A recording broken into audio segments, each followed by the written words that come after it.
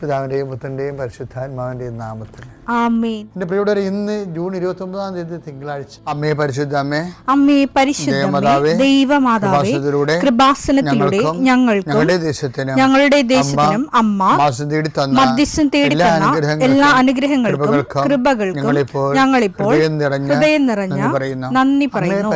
അമ്മേ പരിശുദ്ധമേ, ദൈവമാതാവേ, 2004 ഡിസംബർ 7-ാം തീയതി ഉച്ചകഴിഞ്ഞ് 2:30 കൃപാസനത്തിൽ സംഭവിച്ച അമ്മയുടെ പ്രത്യക്ഷപ്പെടലിനെക്കുറിച്ച് തിരുസഭയ്ക്ക് സമർപ്പിച്ചിരിക്കുന്ന പഠനരേഖകളുടെ സഭാത്മകമായ പഠനം ആരംഭിക്കുവാൻ ഞങ്ങൾ പ്രാർത്ഥിക്കുന്നു. അമ്മേ പരിശുദ്ധമേ, ഭൂസ്വർലോകങ്ങളുടെ രാജ്ഞിയായ അങ്ങേയ്ക്ക് ഭൗമസംരക്ഷണത്തിനായി പ്രപഞ്ചപ്രകൃതിയെ തന്നെ തിരുസഭ പ്രതിഷ്ഠിക്കുവാൻ ഈ പ്രത്യക്ഷീകരണം വഴി ഇടയാക്കണമേ. പരിശുദ്ധമേ, ജപമാല മാതാവേ, സകല പ്രാർത്ഥനയോടും ചേർത്ത് ഞങ്ങളിപ്പോൾ പ്രാർത്ഥിക്കുന്ന ഈ കുടുംബത്തിന്റെ പ്രത്യേക നിയോഗം പറ മക്കളെ.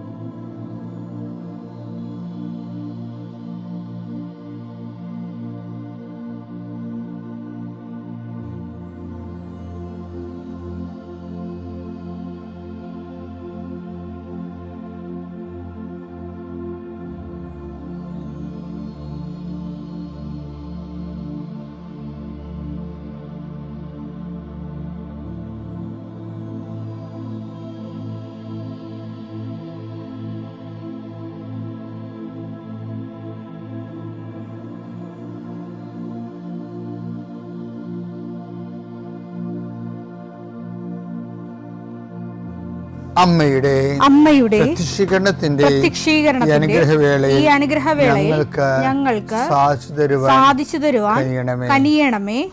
ആമേൻ. വിശ്വാസ പ്രമാണം. സർവശക്തനായ പിതാവും ആകാശത്തിന്റെയും ഭൂമിയുടെയും സൃഷ്ടാവുമായ ദൈവത്തിൽ ഞാൻ വിശ്വസിക്കുന്നു. അവിടുത്തെ ഏകപുത്രനും ഞങ്ങളുടെ കർത്താവുമായ ഈശോമിശിഹായിലും ഞാൻ വിശ്വസിക്കുന്നു. ഈ പുത്രൻ പരിശുദ്ധാത്മാവിനാൽ ഗർഭസ്ഥനായി കന്യകാമറിയത്തിൽ നിന്ന് പിറന്ന് പൊന്തിയോസ് പീലാത്തോസിന്റെ കാലത്ത് പീഡകൾ സഹിച്ച് കുരിശിൽ തറയ്ക്കപ്പെട്ട് മരിച്ച് അടക്കപ്പെട്ട് പാതാളങ്ങളിൽ ഇറങ്ങി മരിച്ചവരുടെ ഇടയിൽ നിന്ന് 3-ാം നാൾ ഉയർത്ത് സ്വർഗത്തിലേക്ക് എഴുന്നള്ളി സർവശക്തിയുള്ള പിതാവായ ദൈവത്തിന്റെ വലതുഭാഗത്തിരിക്കുന്നു. അവിടെ നിന്ന് ജീവിക്കുന്നവരെയും മരിച്ചവരെയും വിധിക്കുവാൻ വരുമെന്നും ഞാൻ വിശ്വസിക്കുന്നു. പരിശുദ്ധാത്മാവിലും ഞാൻ വിശ്വസിക്കുന്നു. വിശുദ്ധ കത്തോലിക്കാ സഭയിലും പുണ്യവാന്മാരുടെ ഐക്യത്തിലും പാപങ്ങളുടെ മോചനത്തിലും ശരീരത്തിന്റെ ഉയർപ്പിലും നിത്യമായ ജീവിതത്തിലും ഞാൻ വിശ്വസിക്കുന്നു. ആമേൻ. സുഖസ്ഥനായ ഞങ്ങളുടെ പിതാവേ, അങ്ങയുടെ നാമം പൂജിതമാകണമേ. അങ്ങയുടെ രാജ്യം വരണമേ. അങ്ങയുടെ തിരുമനസ് സ്വർഗത്തിലെ പോലെ ഭൂമിയിലും ആകണമേ. അന്നു വേണ്ടുന്ന ആഹാരം ഇന്ന് ഞങ്ങൾക്ക് തരണമേ. ഞങ്ങളോട് തെറ്റ് ചെയ്യുന്നവരോട് ഞങ്ങൾ ക്ഷമിക്കുന്നത് പോലെ ഞങ്ങളുടെ തെറ്റുകൾ ഞങ്ങളോടും ക്ഷമിക്കണമേ. ഞങ്ങളെ പ്രലോഭനത്തിൽ ഉൾപ്പെടുത്തരുതേ, തിന്മയിൽ ഞങ്ങൾ രക്ഷിക്കണമേ. ആമേൻ. നന്മ നിറഞ്ഞ മറിയമേ, സ്വസ്തി. കർത്താവ് അങ്ങയുടെ കൂടെ സ്ത്രീകളിൽ അങ്ങ് അനുഗ്രഹിക്കപ്പെട്ടവളാകുന്നു. അങ്ങയുടെ ഉദരത്തിൻ ഫലമായി ഈശോ അനുഗ്രഹിക്കപ്പെട്ടവനാകുന്നു.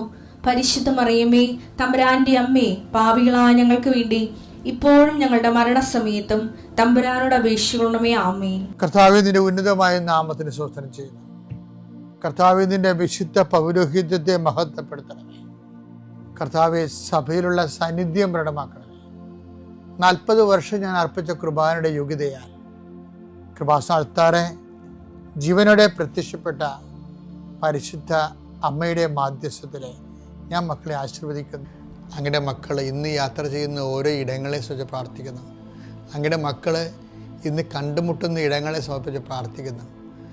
അങ്ങയുടെ മക്കൾ ഇന്ന് കണ്ടുമുട്ടുന്ന ഇടങ്ങളെ, കണ്ടുമുട്ടുന്ന വിഷയങ്ങൾ, സംസാരിക്കാൻ പോകുന്ന വിഷയങ്ങൾ, ആ സംസാരിക്കാൻ പോകുന്ന വിഷയങ്ങൾക്ക് ഒരു തീരുമാനം കിട്ടാൻ വേണ്ടി ഇന്ന് തീരുമാനം ഉണ്ടാകണമെന്ന് ആഗ്രഹിച്ച് പ്രാർത്ഥിക്കുന്നവരുണ്ട്. അവരെ സമർപ്പിച്ച് പ്രാർത്ഥിക്കുന്നു. എല്ലാ തരത്തിലും വിഷമം അനുഭവിക്കുന്നവരെ ആശ്വസിപ്പിക്കാൻ. അതുകൊണ്ട് തന്നെ അടുത്ത് വീട് വെച്ചു, പക്ഷേ പാറയിൽ വെള്ളം കുത്തി നോക്കിയിട്ട് വെള്ളം കിട്ടണില്ല. പക്ഷേ വെള്ളമുള്ള ഒരു സ്ഥലം കാണാത്തത് കൊണ്ട് കൃഷി ഇറക്കാൻ പറ്റുന്നില്ല. അങ്ങനെ പ്രകൃതി കനിഞ്ഞു നൽകേണ്ട കാര്യങ്ങൾ കിട്ടാതിരിക്കുകയും അതിൻ്റെ പേരിൽ ജീവിതം വഴിമുട്ടി നിൽക്കുകയും ചെയ്യുന്ന മക്കളെ അമ്മേ not by merit but by ഗ്രേസിലാണ് ഉടമ്പടി വർക്ക് ചെയ്യുന്നത്. ഞങ്ങളുടെ കഴിവ് കൊണ്ടല്ല, നിൻ്റെ കൃപ കൊണ്ട്. അതുകൊണ്ട് തന്നെ നിൻ്റെ കൃപ കൊണ്ട് ഏതെല്ലാം മേഖലകളിൽ വീണ് കിടക്കുന്നുണ്ടോ ജീവിതം, ഏതെല്ലാം മേഖലകളിൽ തടഞ്ഞു നിർത്തപ്പെടുന്നുണ്ടോ ജീവിതം, പലതരത്തിലുള്ള ഇൻ്റർവ്യൂവിനും ടെസ്റ്റിനൊക്കെ പോയിട്ടെങ്കിൽ നീന്തി കയറാൻ പറ്റാത്തവരുണ്ട് ഈശോയെ. അവരെല്ലാം നീ ഏറ്റെടുക്കണമെന്ന് കണ്ണീരോടെ പ്രാർത്ഥിക്കുന്നു. കൃപാസനത്തിൽ ഉടമ്പടി എടുത്തു പോയിട്ടുള്ള പതിനായിരക്കണക്കിന് മനുഷ്യരെ അവിടെ മധ്യസ്ഥ പ്രാർത്ഥനയോടും പ്രത്യക്ഷയുടെ പ്രാർത്ഥനയോടും ചേർന്നുകൊണ്ട് ഇന്നത്തെ എല്ലാ മനുഷ്യരെയും പ്രാർത്ഥന കൂടുന്ന എല്ലാ മക്കളുടെയും വേദനകളെ ഈശോയ്ക്ക് സമർപ്പിച്ചുകൊണ്ട് എൻ്റെ കർത്താവിൻ്റെ ഉന്നതമായ നാമത്തിൽ സ്വദേശത്തും വിദേശത്തും ജോലി ചെയ്യുന്നവരും അവരനുഭവിക്കുന്ന പ്രയാസങ്ങൾ കർത്താവിൻ്റെ നാമം നീങ്ങിപ്പോട്ടെ എന്ന് കൽപ്പിക്കുന്നു, പ്രാർത്ഥിക്കുന്നു. നിത്യപിതാവും പുത്രനും പരിശുദ്ധാത്മാവായ സർവേശ്വര എന്നേക്കും ആമേൻ. എൻ്റെ പ്രിയപ്പെട്ടവരെ, കഴിഞ്ഞ ദിവസം അഭിജിത്ത് കൃഷ്ണൻ എന്നും പറഞ്ഞൊരു മകൻ നമ്മുടെ ആൾക്കാരെ ഒരു സാക്ഷ്യം പറഞ്ഞു. അപ്പോൾ അവൻ ആദ്യം വന്നപ്പോൾ കുറേ പാട്ടാണ് പാടിയത് ക്രിസ്തുവിൻ്റെ.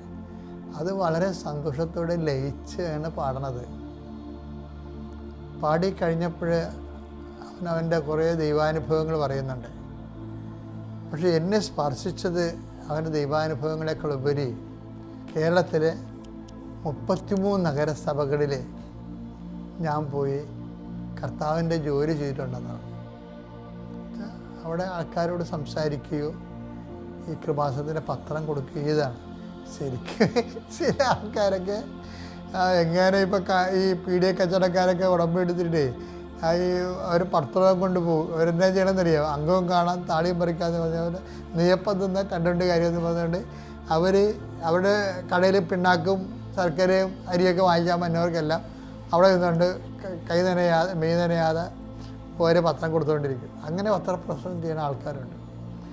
നിങ്ങളെപ്പോഴും ഓർക്കേണ്ടത് ഈ അഭിജിത്ത് കൃഷ്ണൻ്റെയൊക്കെ കൂടെയാണ് നിങ്ങൾ കോമ്പറ്റ് ചെയ്യണമെന്ന് ഓർക്കണം. പിടിച്ചിരിക്കാൻ പറ്റത്തില്ല. കാരണം നിങ്ങളുടെ കാപട്യങ്ങളെല്ലാം ഇതുപോലെയുള്ള വലിയ ധീരരായിട്ടുള്ള വേദസാക്ഷികൾ തകർത്തുകളെ. കാരണം നിങ്ങൾ ദൈവത്തിന് വേണ്ടി മെയ്യനങ്ങാതെ അനുഗ്രഹം കിട്ടാൻ വേണ്ടി ദൈവത്തിന് ഏതെല്ലാം രീതിയിൽ ഇങ്ങനെ എന്തെങ്കിലും ചെയ്യാൻ പറ്റും അതനുസരിച്ചൊക്കെ ചെയ്ത് അനുഗ്രഹത്തിനാണ് വലിയ മുൻതൂക്കം കൊടുക്കുന്നത്. അപ്പം അത് നമുക്കറിയാം, ദൈവത്തിനും അറിയാമത്. അതുകൊണ്ട് തന്നെ അത് വർക്കൗട്ട് ചെയ്യത്തില്ല. കാര്യം നമ്മൾ കോമ്പറ്റ് ചെയ്യണത് ഇതുപോലെയുള്ള ആൾക്കാർ. ഈ അഭിജിത്ത് കൃഷ്ണൻ പറഞ്ഞ വേറൊരു സാക്ഷിയുണ്ട്. ഞാൻ ഒരു ബസ്സിൽ കയറുമ്പോൾ എവിടെയെങ്കിലും യാത്ര പോകുകയായിരിക്കും.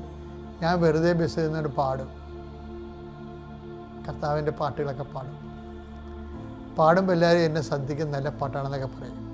അപ്പോൾ ഞാൻ അവരോട് ബസ്സിൽ വെച്ച് ക്രിസ്തുവിനെക്കുറിച്ച് പറയും.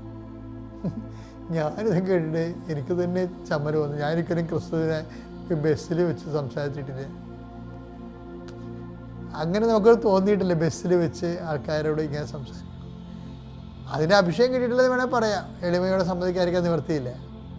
പക്ഷേ ഈ മനുഷ്യൻ്റെ അഭിഷേകം എന്ന് പറയുന്നത് എന്നാ ശരിക്കും പറഞ്ഞാൽ ആര് പറഞ്ഞു കൊടുത്തു? ഞാനാണെങ്കിൽ ഒരിക്കലും അങ്ങനെ ആൾക്കാരെ ഇൻസ്റ്റിഗേറ്റ് ചെയ്യുകയോ മോട്ടിവേറ്റ് ചെയ്യുകയോ ഒന്നും ചെയ്യത്തില്ല. ഞാൻ ഉടമ്പടി വഴികളൊക്കെ പറഞ്ഞു കൊടുക്കും ആൾക്കാരോട്. പക്ഷെ ചില ആൾക്കാർ നമ്മളെ 1 മൈൽ പോകാൻ പറയുമ്പോൾ അവർ 10 മൈലാണ് പോണത്. അതാണ് വിഷയം. കർത്താവ് പറഞ്ഞിട്ട് 1 മൈൽ പോകാൻ പറയുമ്പോൾ 2 മൈൽ പോയാൽ മതി എന്നാണ്. ഇതങ്ങനെയല്ല. ചില ആൾക്കാർ 20 മൈൽ പോകും. പക്ഷെ അവർക്ക് അതിനുള്ള അഭിഷേകം കിട്ടിയിട്ടുണ്ട്. അതാണ് വിഷയം.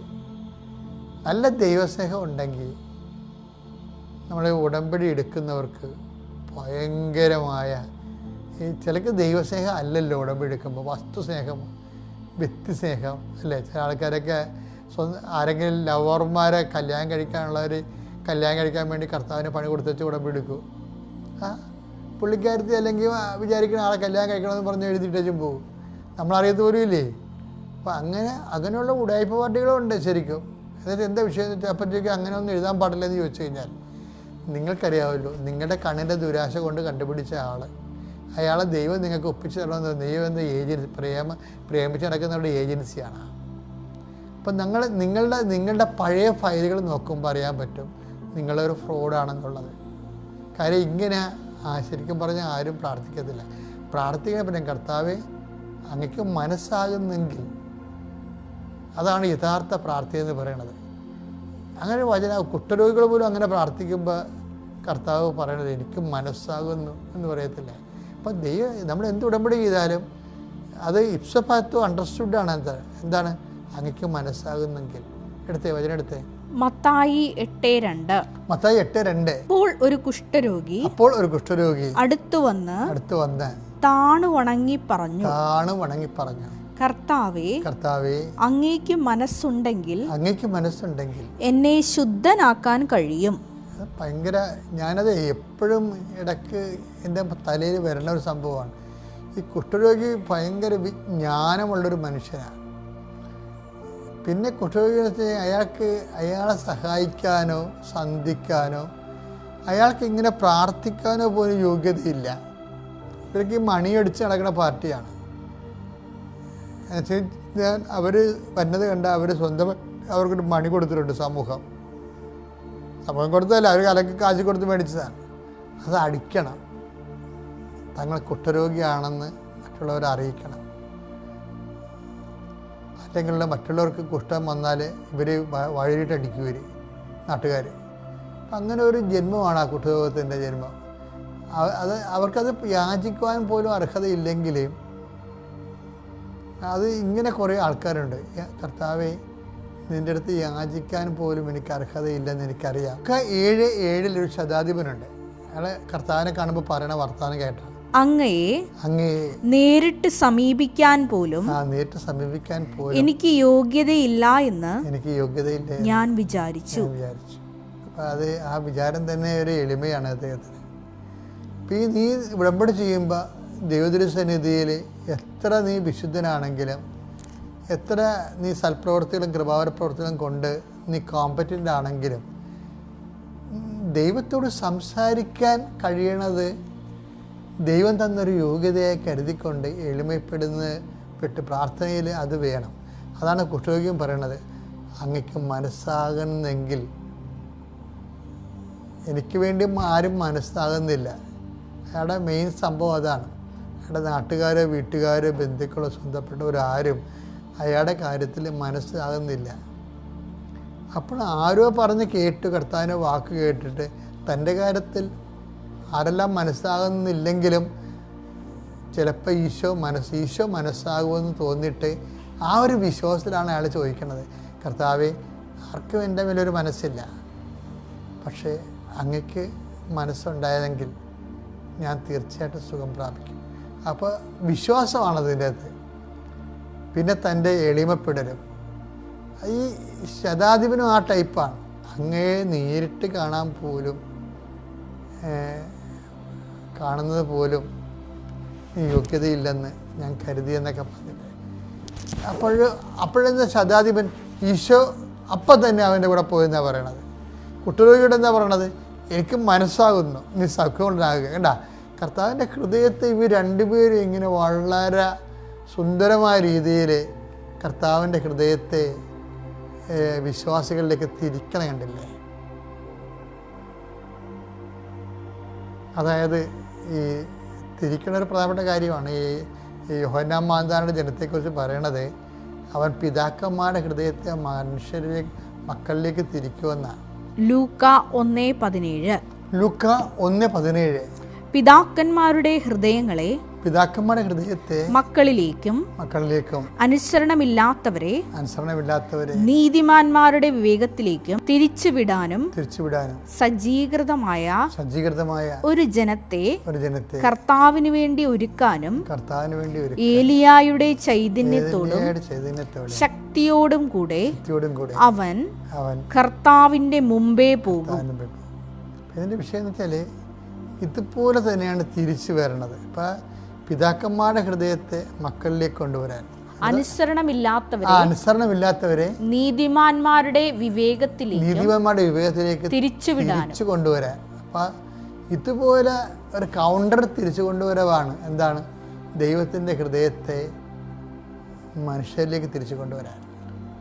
ഈ കുഷ്ഠരോഗിക്കും കഴിയുന്നുണ്ട്, അതുപോലെ തന്നെ ശതാധിപനും കഴിയുന്നുണ്ട്. അതെങ്ങനെ കഴിയണം? അവരുടെ വിശ്വാസത്തെ അവർ ദൈവത്തിൻ്റെ മുമ്പിൽ അവിടെ സ്ഥാനം എന്താണെന്ന് മനസ്സിലാക്കിയിട്ട് അവരെ എളിമപ്പെട്ടിട്ടാണ് അവരത് അപ്രൈസ് ചെയ്യണത്. അപ്പോൾ ദൈവദർശനം വരുമ്പോൾ തീർച്ചയായിട്ടും ആ ഒരു ബോധം, എളിമയുടെ ബോധം ഉണ്ടാകണം. അപ്പോൾ ദൈവത്തിൻ്റെ മനസ്സ് തീർച്ചയായിട്ടും നമ്മളിലേക്ക് തിരിഞ്ഞു വരും. പിതാവിൻ്റെയും പുത്രൻ്റെയും പരിശുദ്ധാത്മാവിൻ്റെയും നാമം.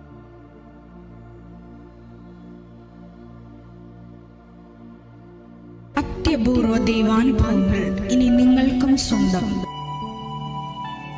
ഈ യൂട്യൂബ് ചാനൽ ഇതുവരെ സബ്സ്ക്രൈബ് ചെയ്തിട്ടില്ലെങ്കിൽ ഇപ്പോൾ തന്നെ സബ്സ്ക്രൈബ് ചെയ്യുക. ഈ വീഡിയോ ഇപ്പോൾ തന്നെ നിങ്ങളുടെ സുഹൃത്തുക്കൾക്ക് ഷെയർ ചെയ്തുകൊണ്ട് കർത്താവിൻ്റെ പ്രേക്ഷിതരാകുക.